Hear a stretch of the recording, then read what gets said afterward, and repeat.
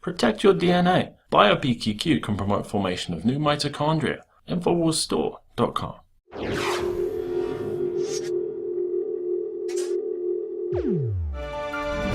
As we pointed out last week, for an entire week, the mainstream media has been pushing a narrative of fear, of conspiracies by terrorists. Yet this week, after nothing happened, are they facing any criticism whatsoever? Has the conservative media, especially the GOP, have they jumped the shark along with the FBI and Homeland Security in terms of pushing this? Of course, we've got Christie this week, yesterday, at the very end of the weekend, criticizing Rand Paul, blaming him for terrorism that A, didn't happen this weekend, and B, he says, might happen in the future. Remember, this is the same guy that wants to lock up Snowden for what he revealed about criminal activities about our government. He says, what Rand Paul has done is to make the country weaker and more vulnerable is a terrible thing, said Christie. As the only guy who used the Patriot Act in this race, as a former prosecutor, we're going to look back on this, and he should be in front of hearings, in front of Congress. If there's another attack, not the director of the FBI or the director of the CIA. No, they're only the people who violated the Constitution, who violated their oath to uphold the Constitution, who have violated so many different aspects of the rule of law, continually scaring us this last week. Look at, of course, let's go back and look at some of these headlines. We had Peter King, congressman, going on Fox News with Megyn Kelly, talking about a dirty bomb. He certainly expected a dirty bomb in New York. And of course, Megyn Kelly played along with all that, says, really? Really tell us about that. And then we had the FBI going on telling us that they were going to have to establish command centers across the United States just to deal with this ISIS threat.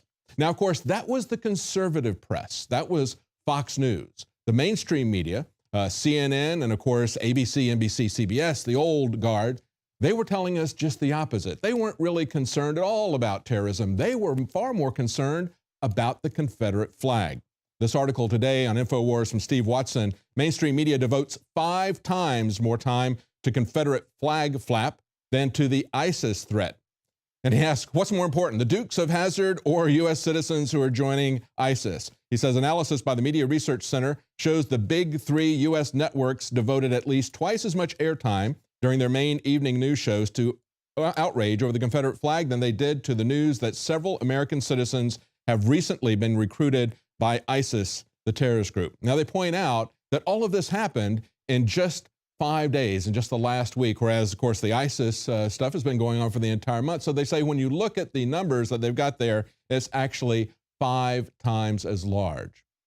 Let's take a look at some of the critiques that Chris Christie was leveling at Rand Paul. And remember, this came on the very last day of the 4th of July weekend after none of their predictions of violence came true. No dirty bombs, no beheadings. How do we defeat ISIS? Arm our allies, train them, and it's their fight. Let them fight it over there with our support, our help, our arms, and our training. What Rand Paul has done to make this country weaker and more vulnerable is a terrible thing, and for him to raise money off of it is disgraceful. What he's done is, we're going to look back on this. Listen this morning.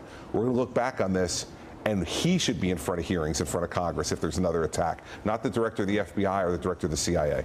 Joining me now is Joe Biggs, and I wanted to get Joe in. Joe, I wanted you to talk about Jade Helm, because one of the things I look at when I see this last weekend, I see them jumping the shark in the media, and yet nobody is holding them accountable to it. We know this is what's going to happen with Jade Helm.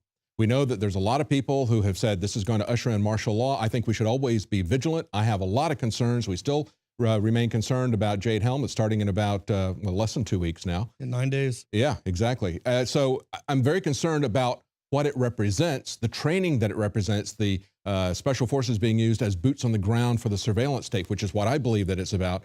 I believe that if they had something other than just an exercise, they'd be foolish to do it at this point. They'd be wiser to do it at a later date. But when that doesn't happen, are we going to see the kind of pushback against alternative media that we have not seen against mainstream media?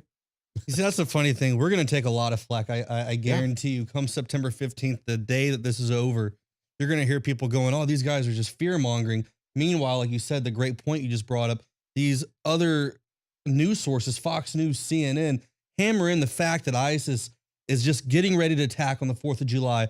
Fear, fear, fear. Don't go out. Maybe you shouldn't go out and barbecue. Maybe you shouldn't go out.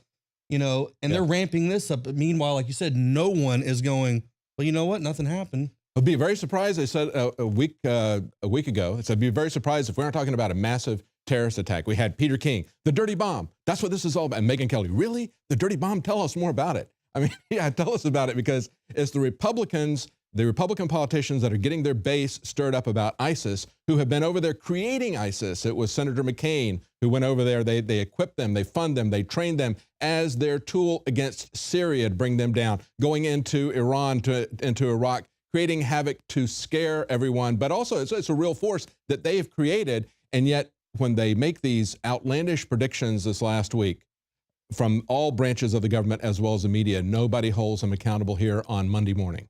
Exactly. I mean, that's mind-blowing to see how that happens with them. But when we talk about something, we're concerned, and we can bring proof and documents and sit down and discuss why, as a country, why as a state of Texas, we are worried about this upcoming exercise. We immediately become bashed for bringing it up, for talking about it, for opening a dialogue, and then even trying to go out and ask Fox and all these other places, hey, come have Alex on. He'll talk about it. We'll do this and that. And they skate around and they duck and dodge the entire thing. But we've got it. It's coming up July 15th through September 15th. And I want to encourage people, like we have time and time again, to get out there, film. If you know these exercises are going to be conducted in your area of operation around the cities where you live, get a camera, go out there for a couple of days, talk to people, find out what's going on, send us some information and help us out. But we still remain concerned about the militarization of the police. We still remain concerned about the fact that they want to use special forces to collect biometric data, that they want them to use them as boots on the ground. We're concerned about geospatial intelligence, where they're mapping out and profiling their opposition. And we're concerned about the unusual aspects that you pointed out, labeling real places as enemies and running this out for such a long time with all the special forces. I mean, they say right there in the documents, suspicious activity will be conducted. Yes. But meanwhile, they're going around at the meetings in Bastrop going, oh, there's nothing going to be going on. There might be one or two Humvees, there might be this and that. But they keep contradicting themselves. They keep getting caught in lies time and time again, which further fuels the distrust in this entire operation. So I can't blame everyday American, Joe, Jill, whoever, who sees this and goes, you know what? I kind of feel like I should question this, because you're not giving us the truth. You keep backstepping, and then it's this and it's that, and it just doesn't add up. Yes, exactly. Let's take a look at some of the outrageous claims that were done by the mainstream media. We got a special report from Jon Bowne breaking all of that down in more detail for us. These united colonies are, and of right ought to be, free and independent states, that they are absolved from all allegiance to the British Crown, and that all political connection between them and the state of Great Britain is, and ought to be, totally dissolved.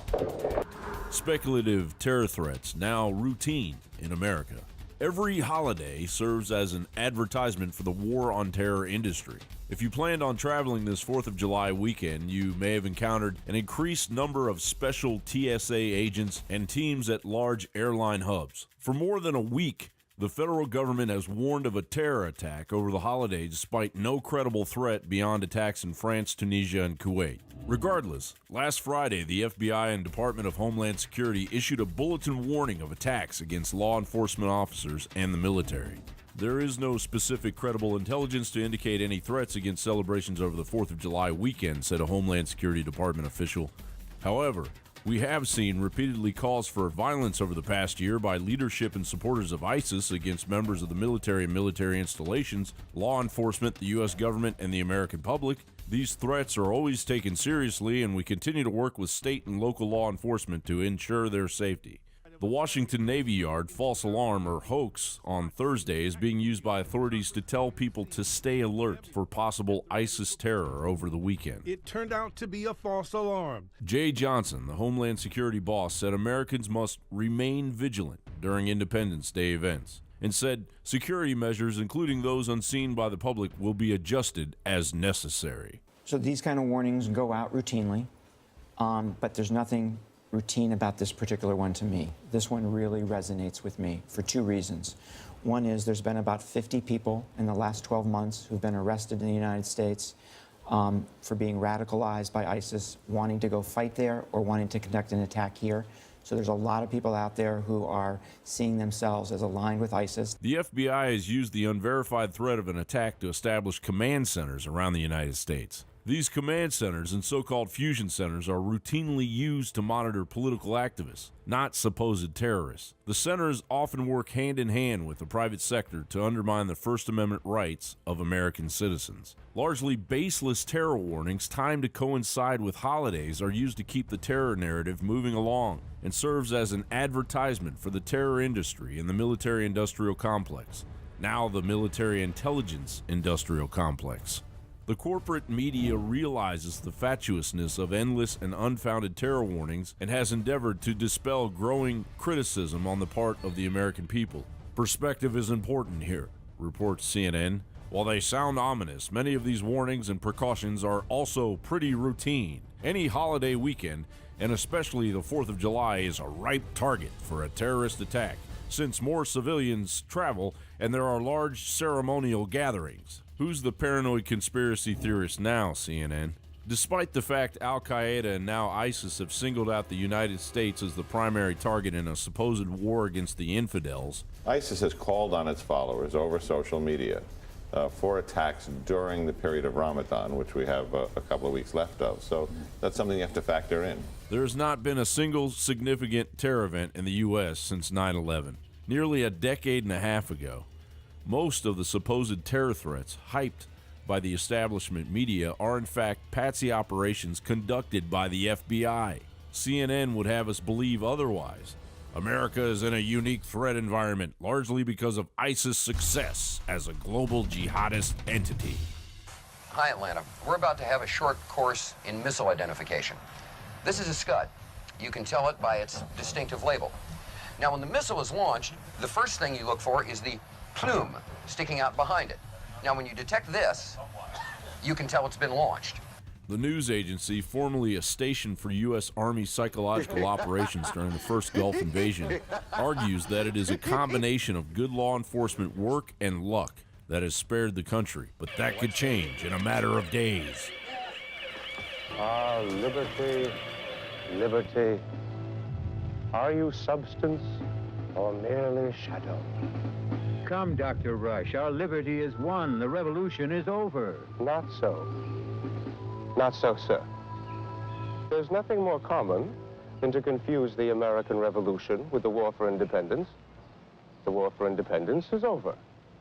But this is far from being the case with the American Revolution. Jon Bowne for Infowars.com.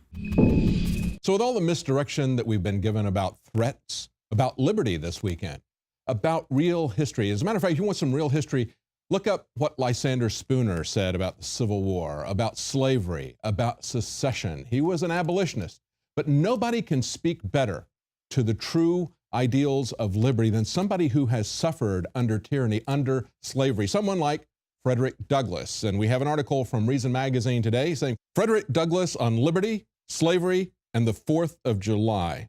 And Reason points out that Frederick Douglass simultaneously championed both civil rights and economic liberty. And of course, what that's called is classical liberalism. It was called liberalism before the term was hijacked by some Marxists. They point out that he sought both racial equality and the right to enjoy the fruits of one's labor. Now, here's a quote from the letter that he wrote to his former slave master. He said, "You are a man, so am I. I'm leaving you. I took nothing but what belonged to me, and in no way lessened your means for obtaining an honest living." Escaping from slavery wasn't just an act of self-preservation. They say Douglass maintained that it was an affirmation of his unalienable natural rights. He says, "Your faculties remain yours, and mine become useful to their rightful owner." And we need to understand that on this 4th of July, it's not the American people that seemed to embody the spirit of liberty. It was the Greek people who said to the rent-seeking IMF and World Bank, "We will not be your property. We will not be your slave."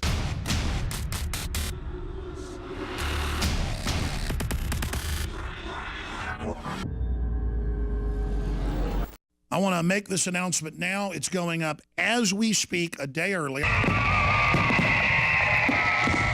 To celebrate the birth of our country and give a big thanks to all the info warriors out there, we are now offering free shipping on every item shipped out of the InfowarsStore.com warehouse. That's free shipping on all t-shirts, books, and DVDs. Free shipping on Molan Labe and 1776 belt buckles, which are also 25% off while supplies last. Free shipping on all of our InfowarsLife.com nutraceuticals. If it's in the InfowarsStore.com warehouse, it's shipping for free, all during the month of July.